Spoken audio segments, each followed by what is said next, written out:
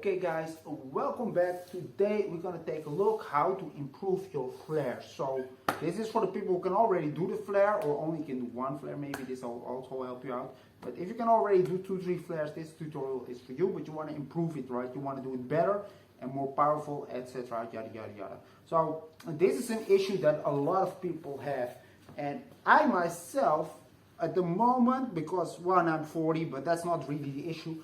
I don't really work on flare as such. I always use flare as a move to combo to other moves. So my normal flare is not like awesome or something. But back in the day, I really worked on flare really hard and was really good. And here are my tips for you. Because that's actually a level you want to get, right?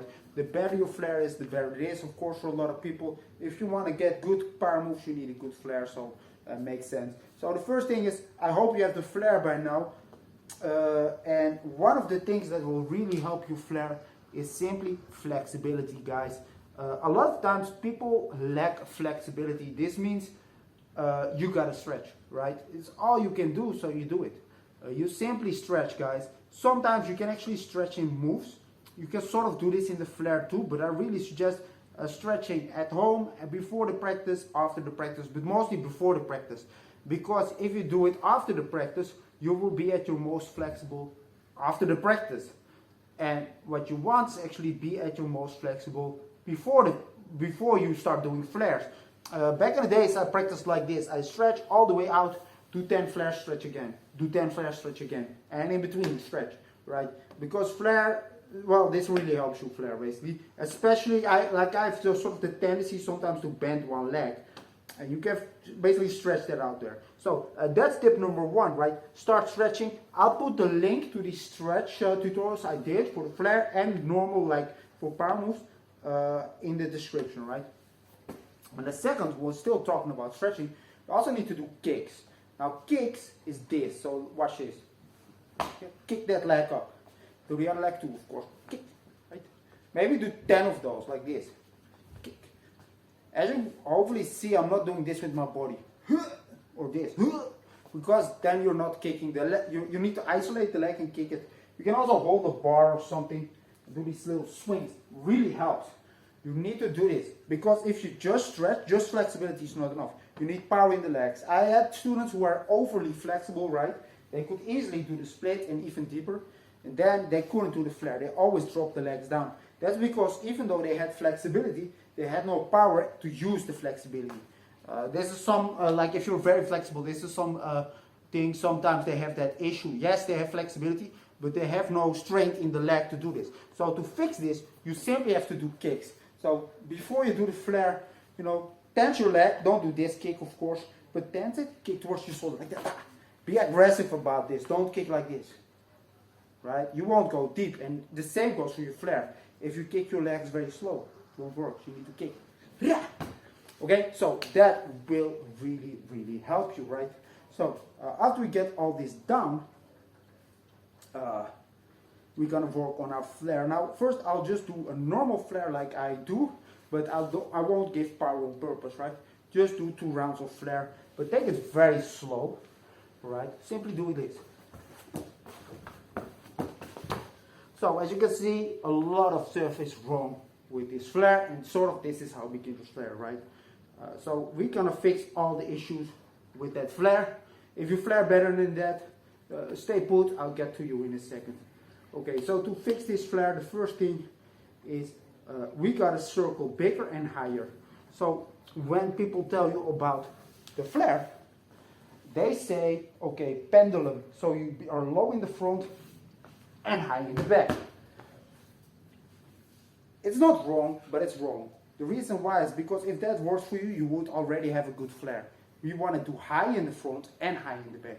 This means as we enter the first flare, we already try to keep our hip higher than normal. Because what you actually want to reach in the flare to be good is this. Not this. You see this little dip? You actually want to get that out there. You want to be in a straight line right here. And then, here comes the kicker. You cannot drop. You also need to stay even higher in the back. So it's high, higher, high, higher. You really want to be higher in front. So that's tip number one. We're going to simply do the same exact flare, but higher, right? And ideally, this is something that's actually also a tip. You want to lean on the shoulders and not next to the shoulders. This is something that you sort of have to work on as you do the flare. So let's do the same flare. I won't kick hard. I'll keep it slow again. But let's simply try to do everything a little bit higher, right? So from here, right, as you can see, I hope you see, it's a little bit better, right? So still shit, right? Because, well, two things. One, my circle was very small. So the next thing we're gonna do is fix that the circle is bigger. So what that means is that when I enter, I don't try to go to the front like this. I actually try to go to the back and then all the way to the front.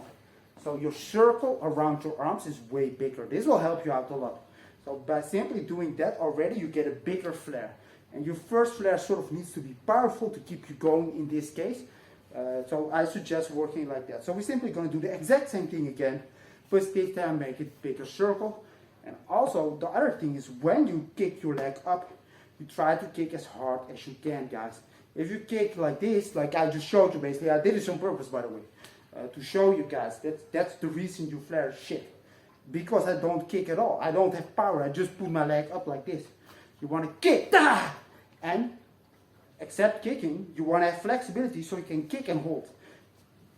Kick and hold your leg here.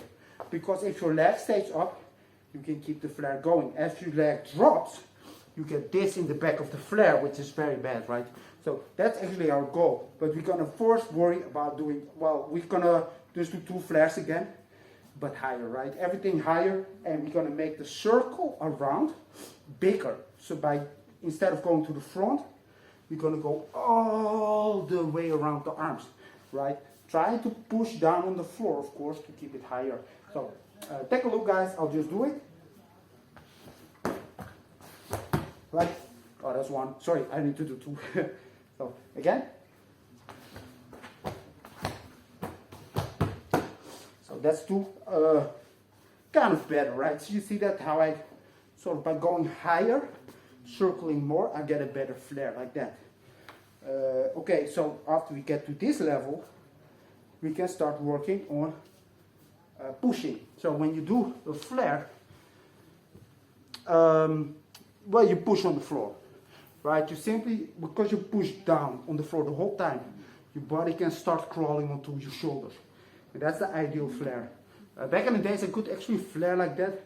It's an awesome feeling because instead of lifting yourself, you're on the joint, you really feel yourself flying. And this came with, because my flare was really good back then, right? Nowadays, I sort of lost it. Like I said, I will just do flare for combos. But to give you guys the idea, it's that your hands are actually under your shoulders and not next to your shoulders. Not like this, but like this. So here you stay higher and you actually rotate over quite fast, right? So that will help you out with that flare. Simply doing it like that will, you know, you try to stay close. And when you listen to my flare, you hear this. See, yet again, because I don't practice flare enough, what will happen, you hear this little, this needs to get out of there, right? You want to be light like this. It's like walking, it's not like, it needs to be like walking, so it's very light. So that's quite important, right? But yeah, so the last thing is, you can actually push down on the floor, but you also want to make this move with your arm.